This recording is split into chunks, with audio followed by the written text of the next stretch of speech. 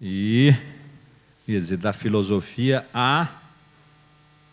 mas confesso que, na medida do impossível, fábrica social e a produção de gente, eu diria, da filosofia à política, mas pode ser que o Henrique imediatamente me contradiga. Espero. Muitas gotas, 20 gotas. Preciso dizer uma coisinha, fui urgido a dizer, eu tinha que ter dito isso hoje de manhã, nós não podemos comer no auditório. De manhã comeu-se com uma certa abundância, e aí pode ser que a gente fique impedido de voltar aqui no futuro. De modo que é verdade que nós demoramos muito na manhã, veio a hora do almoço, deu fome, mas vamos nos abster na hora do lanche, por favor. Bom, boa tarde, é muito bom estar aqui com o IDEA. O IDEA é sempre o lugar que me leva a pensar e dizer coisas honestas. E isso significa necessariamente eu me colocar naquele lugar que eu tinha quando me tornei orientando do Márcio, no limite do que eu não sei, para tentar descobrir se eu posso saber alguma coisa. A minha pesquisa tem sido sobre a governamentalidade, sobre a verdade enquanto parecia e aparecia como alguma coisa que quer dizer, parecia quer dizer ao mesmo tempo dizer tudo o que se pensa, dizer a verdade de algo e falar francamente. Ela quer dizer ao mesmo tempo essas três coisas. E ela é uma outra maneira dos gregos se referirem à verdade diferente da alétheia. A alétheia é tudo que o Márcio já nos ensinou, que Heidegger já nos ensinou, que Carnelião já nos ensinou. Isso não é um cansaço, isso é uma alegre aprendizado e acúmulo. Mas a alétheia, para simplificar e colocar nos termos da nossa fala aqui, a alétheia é o que, no limite, a ciência faz. Desvela o objeto, tira o véu do objeto, mostra o objeto não apenas no que ele é, mas em tudo aquilo que podemos arrancar dele. Nos dá o conhecimento objetivo, ou seja, operável, né? E a alétheia interessa imensamente a todos nós. Ela é a verdade científica, essa verdade que fala-se por si só através do método científico. Mas os gregos também tinham essa outra palavra curiosa que o Foucault foi desenterrar, que era a palavra parresia, e que marcava um compromisso com a verdade diferente do da alétheia. Porque quando eu digo a alétheia de algo, quando eu digo essa verdade que eu posso extrair da objetividade de algo, isso não quer dizer necessariamente que eu, por exemplo, tenha algum compromisso com isso, ou que eu acredite nisso, ou que eu mesmo leve isso em consideração. Se eu digo, a água ferve a 100 graus, quem disse que eu estou preocupado com isso? Talvez eu até gostasse que ela fervesse de outras maneiras. Talvez eu nem leve isso em consideração quando eu tomo algumas decisões. Em suma, eu posso dizer isso totalmente despreocupado com esta coisa da qual me aproprio e que eu objetivo. Enquanto que a franqueza não. A franqueza é quando eu digo a verdade como algo que faz parte de mim. É o que eu penso, é o que eu acredito, é o que eu tomo em consideração, é o que eu sou em alguma medida, porque a parresia é esse compromisso do falante com aquilo que é falado. Nesse sentido, a parresia ela não se confunde nem com a performance, nem com o performativo, que é a dimensão de enunciação da pragmática da linguagem, nem com a verdade científica, o enunciado, que é a dimensão do dito na pragmática da linguagem. A pragmática da linguagem distingue essas duas dimensões, a dimensão do ilocutório, que é o jogo dos enunciados entre si, e a dimensão da locução, que é a performance.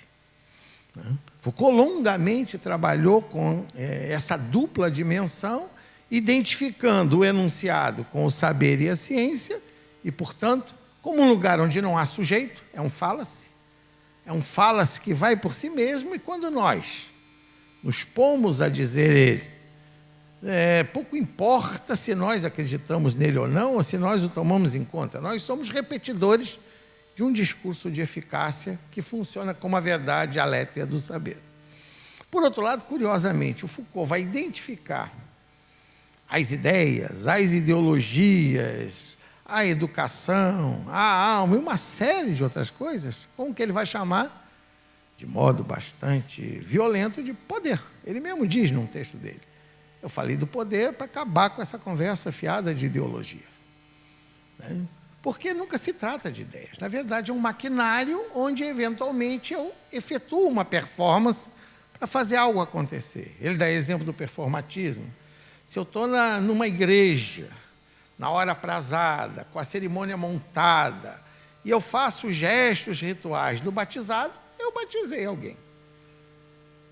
Embora isso possa não ter nada a ver comigo. Na verdade, eu posso ser um padre pedófilo. Na verdade, eu posso ser um adorador de Satã. Na verdade, eu posso achar que a igreja é uma bosta, eu estou perdendo meu tempo ali com aquela batina. Isso não quer dizer nada, mesmo que isso tudo se revele. A criança foi batizada, porque eu fiz a performance. E eu estou capacitado a fazer a performance. Uma vez efetuando a performance, aquilo ganha veredicção. Então, o poder é dessa ordem. O poder é como as confissões na União Soviética, ou a estrela amarela na Alemanha nazista. É aquilo que faz parte de um maquinário onde a enunciação, quando entra, é uma performance. É um modo de fazer o maquinário se completar e constituir a veredicção. O Foucault vai distinguir, nesse sentido, a parresia dessa dupla dimensão, porque ele vai dizer que a parresia ela exige três coisas que a enunciação não exige. Por um lado, ela exige o que ele chama de abertura de um risco indeterminado.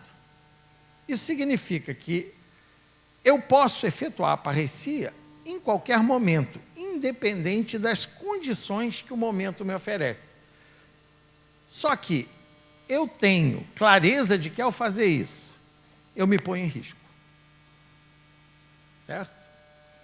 Então, quando eu sou duramente parresiástico, como nosso querido Boechat mandando Malafaia procurar uma rola, certo? Quando eu sou brutalmente parresiástico, dizendo o que eu penso, afirmando alguma coisa que é o que eu penso daquilo naquele momento, eu me abro para o risco. Algo pode acontecer. Eu posso ser apupado, eu posso ser linchado, eu posso ser vendido. Platão foi ser parresiástico com Dion. Dion falou, tudo bem, vende ele como escravo. E ele foi vendido como escravo. Certo? Por quê? Porque ele não riu da piada do tirano. O tirano contou uma piada idiota, provavelmente uma dessas piadas palhaçada, e o Platão, todo mundo riu, a corte, e o Platão falou, cara, isso é uma burrice, que é isso, bababá. O John ficou fora de si. Aí imprensou Platão, o que você veio fazer aqui? Eu vim. Ele disse, eu vim procurar um homem de bem. Ele falou, então quer dizer que você não achou? Ele falou, E aí o John queria matar o Platão. Mas Dioniso, o cunhado dele, interferiu, não faça isso. Dioniso é que tinha trazido o Platão.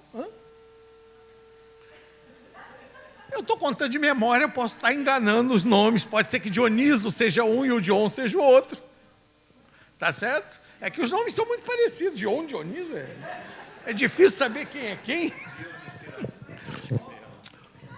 Um é o tirano, o outro é o cunhado do tirano, que tinha sido aluno do Platão e que levou ele para ver se ensinava algo ao tirano.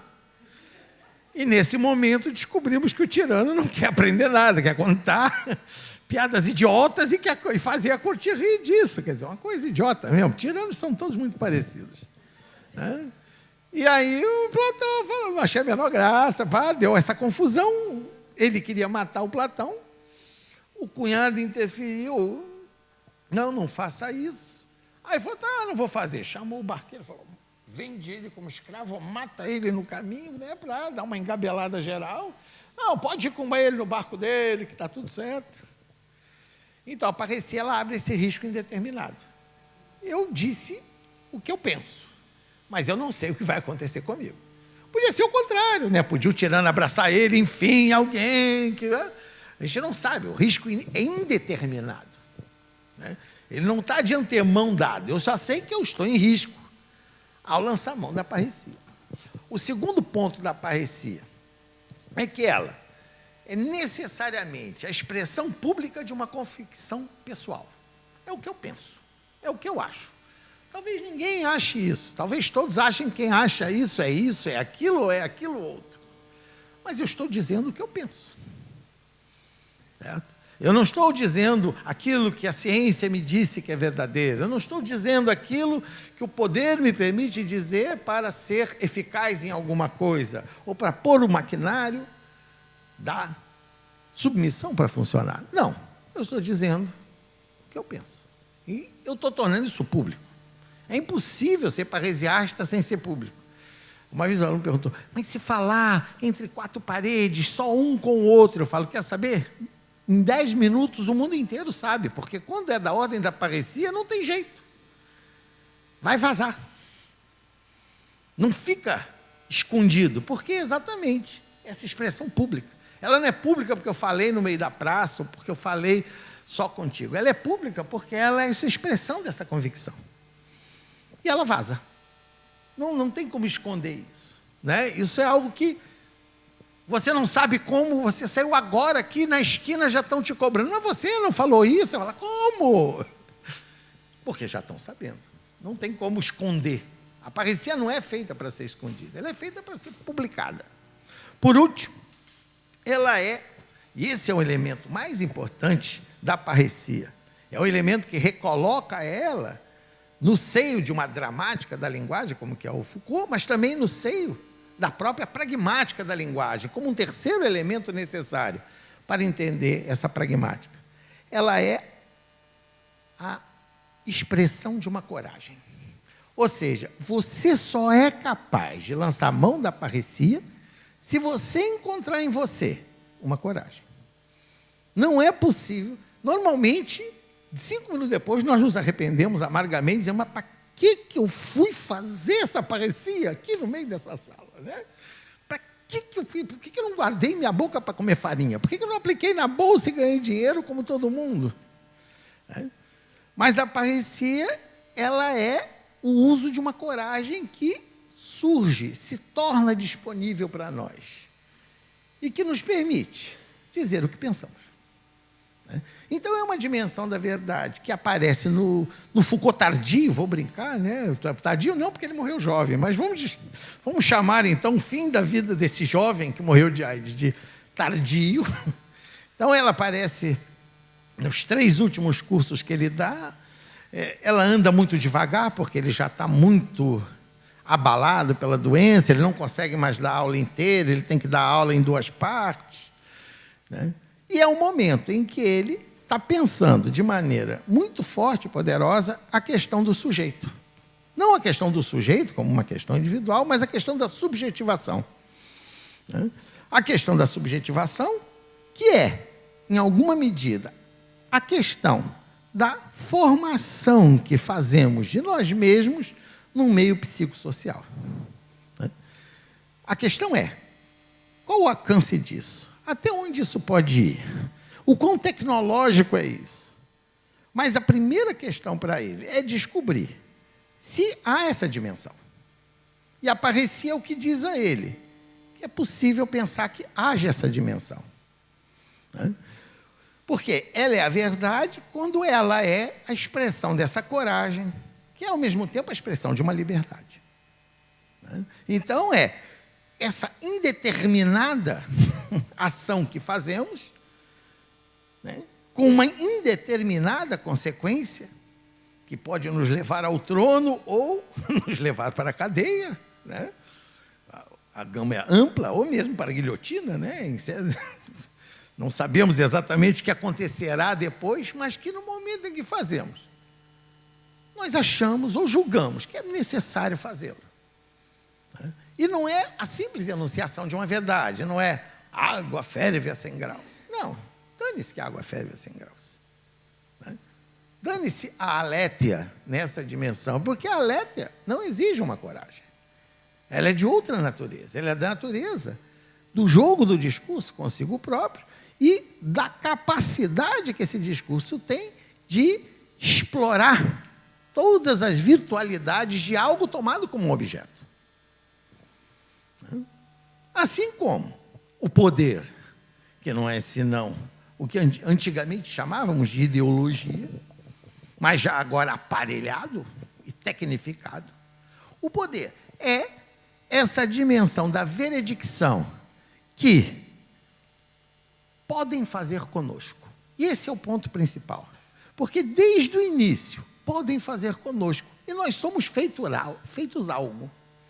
Né? Na ordem da comunicação ou na ordem da educação. Nós somos feitos algo. E o problema para o Foucault é: nos resta algo a fazer com isso que fazem de nós? Isso nos leva a um dos grandes problemas do último curso que ele dá, que é quando ele vai tematizar a própria educação. Ele pega Platão novamente, ele usa muito Platão nesses 2 últimos cursos. Mas no terceiro ele fica mais com estoicos, Cínio. Os 2 últimos é Platão e Sócrates o tempo todo. É uma coisa muito... É engraçadíssimo ver isso. Né? Inclusive ele contradiz Nietzsche, recupera o Sócrates via Dimesil, etc. Ele faz uma série de operações bem curiosas. Obviamente não simples, porque com Foucault nada é tão simples e direto assim. Né? Eu diria que ele faz Platão virar o Sócrates menor, que ele nunca foi. Né? Porque o Sócrates ele apanha digamos assim, na perspectiva dos socráticos menores e não na perspectiva do platonismo. Mas isso é uma discussão técnica, né? Não vem aqui ao caso. Mas o problema aí é essa pergunta dele sobre a educação, que ele pega no diálogo do Platão-Laques, né? Onde 2 filhos de 2 figuras públicas de Atenas muito importantes vão procurar um político e um general igualmente famoso e importante em Atenas, e Sócrates está junto, ninguém sabe explicar porquê, mas lá está Sócrates. E a questão deles é: como vamos educar nossos filhos? E eles dizem: nós somos filhos dessas 2 figuras. E nós nunca tivemos coragem de fazer nada. Nós somos 2 criaturas apagadas e medíocres. Nós vivemos daquilo que nossos pais amealharam. E nós queríamos fazer filhos diferentes disso que nós fomos, porque nossos pais não souberam nos dar aquilo que eles tinham. Ou seja, é o problema da educação. Como é que a gente faz gente? Como é que a gente produz gente igual, diferente, mais ou menos? Porque, de um certo modo, produz-se. A família e a escola, elas produzem alguma coisa, a televisão ainda interfere, produz mais um bocado, mas isso que sai desse viradinho, né, desse remeleixo, é uma espécie de caricatura. Né? Uma caricatura da sujeição e do assujeitamento a que se pode fazer alguma coisa assim. No limite da internet das coisas, ou seja, nós temos massas de dados maleáveis que todos podem jogar como bem entendem. A minha questão é, diante dessa massa de dados ultramaleáveis que se joga como quer, há possibilidade de surgir um sujeito? Há como um sujeito se fazer aí? Essa massa de dados pode ser a libido de onde um eu vai surgir, como brincaria o Freud, né? Aí onde está o isto, eu deve surgir. A minha questão é, aí onde está essa Big Data, aí onde está essa massa de dados, aí onde está esse jogo violentíssimo, em que tudo que fomos, somos e seremos, já é, de antemão, jogado sobre nós para nos fazer algo, é possível ainda falar de um sujeito? Existe uma internet das subjetivações, né, ao lado da internet das coisas? Ainda é possível esse jogo das subjetivações, que é um jogo que os ativistas juram que está jogando, né? A multidão na Praça do Sol pensa que está jogando esse jogo, os zapatistas pensam que estão jogando esse jogo, mas ele existe. É cabível falar dele? E onde ele fracassa? E como essa internet das coisas, toda essa violenta massa de dados, né, que atravessa as nossas vidas, as nossas comunicações e as nossas interações, como que elas podem se tornar essa libido que faça com que a gente emerja? Algo como a gente emerja. Isso supondo, né, que os italianos estão certos, que os homens foram retirados da fabricação das coisas nas fábricas e foram incumbidos de fabricar gente como eles. Fazer de algo gente, porque o DNA não nos faz gente. Né? O DNA nos faz uma criatura viva, ponto. Como um rato, um porco, um cavalo ou qualquer outro animal. A gente vê os jogos da franqueza, hoje eles são dificílimos, né? Você tem que vazar documentos, né? O Wikileaks. Você tem que fazer documentos vazarem violentamente. Você tem que se tornar anônimo para dizer alguma coisa, porque se você disser sem ser anônimo, você não sobrevive ao término da frase. Você vai ser linchado antes. Você não consegue completar a frase. Vão dizer que você estuprou uma sueca, vão dizer que você roubou o Vaticano, vão dizer... Às vezes, nem sendo Papa, você escapa. Jeb Bush, anteontem, disse, não, eu vou torturar esse Papa para consertar as ideias dele. Uau! Um cristão. Né? Um cristão fundamentalista. Primeiro manda a sociedade atormentar mães solteiras porque elas são umas vacas que têm que aprender o lugar delas. E depois diz que ele vai torturar o Papa para consertar as ideias dele. O cara quer ser presidente dos Estados Unidos. O irmão dele já fez aquele estrago. O pai dele é aquele outro. E lá vem ele. Vocês acham que ele não vai conseguir? Eu tenho certeza que ele vai conseguir. Entendeu? Esse é o pior. Esse é o pior. Talvez com ele o Bento XVI volte ao trono do Papa. Porque é um Papa para cada presidente. Tem que ter um Papa adequado ao Obama, um Papa adequado aos Bush, vai para aí afora. A questão é, como é que a gente pode produzir gente, já que gente precisa dessa coragem da verdade, já que gente precisa dessa disponibilidade de poder dizer a verdade. Né? E quais são as condições de dizer a verdade hoje, no seio de toda essa parafernália? Eu não sei, e é o que eu estou tentando aprender. Obrigado.